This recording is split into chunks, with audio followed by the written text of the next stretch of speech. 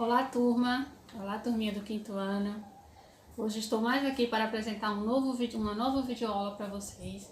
Já que não podemos estar juntos fisicamente, podemos nos estar sempre unidos, né? A partir das aulas que nós estamos fazendo online, a partir dos vídeos, os vídeos que nós estamos fazendo para mandar para vocês. Estamos fazendo tudo isso para nos mantermos sempre juntos, né? E hoje nós iremos estudar matemática, será um novo conteúdo. E para isso nós iremos iniciar o nosso livro 3. O nosso primeiro conteúdo do livro 3 de matemática será sobre os números decimais. Eu irei mostrar, estarei explicando para vocês passo a passo todas as páginas que nós temos nesse conteúdo. Vou fazer um pouco diferente hoje. Então, vamos lá. Observe que na página 2 do livro 3 de vocês, nós temos uma situação em que um garoto está numa lanchonete onde ele comprou um suco.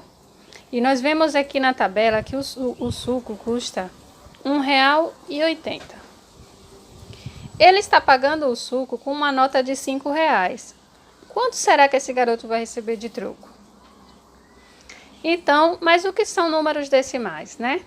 São números em que eles são representados por uma parte inteira e uma parte decimal.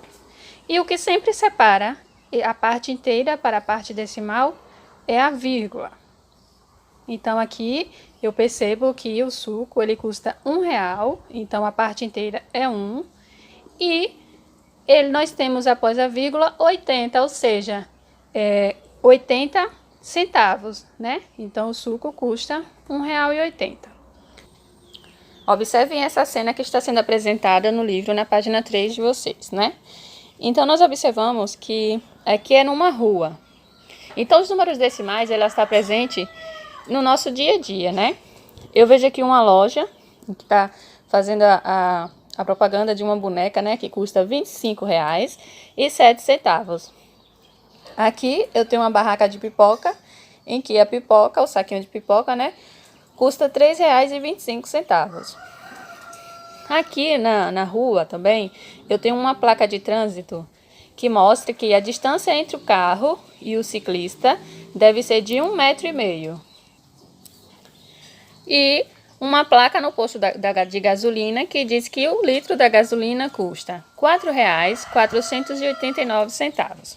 Então, observe que todas essas situações, nós estamos vendo a representação de números decimais, né?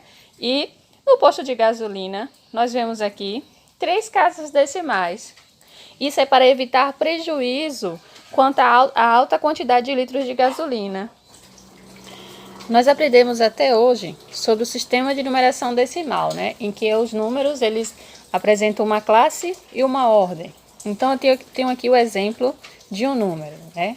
Em que o 5 está na ordem das unidades, o 7 na ordem das dezenas e o 3 está na ordem da centena.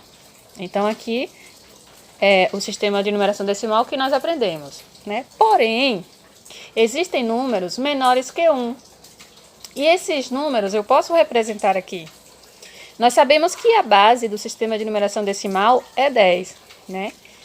Só que existem números que são menores que 1 e para isso eu terei que utilizar uma vírgula e vou representá-los aqui. Por exemplo, 375,148,148. Então, esses números que estão depois da vírgula significa que eles são menores que 1. Então, estes números aqui é o que nós chamamos de números decimais. Então, neste número 375,148, nós temos aqui as unidades, as dezenas e as centenas, que nós chamamos de parte inteira. E aqui no 148, nós temos que o primeiro algarismo aqui, nós apresentamos os décimos, o segundo, os centésimos, e o terceiro nós chamamos de milésimo. Então, aqui nós temos a parte decimal. E o que é que acontece? A nossa base do nosso sistema é 10.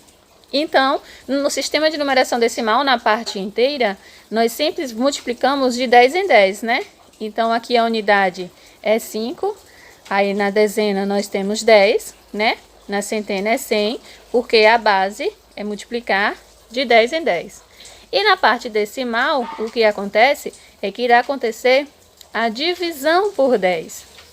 Então, aqui eu tenho a divisão por 10. Então, aqui será 100 e aqui 1000.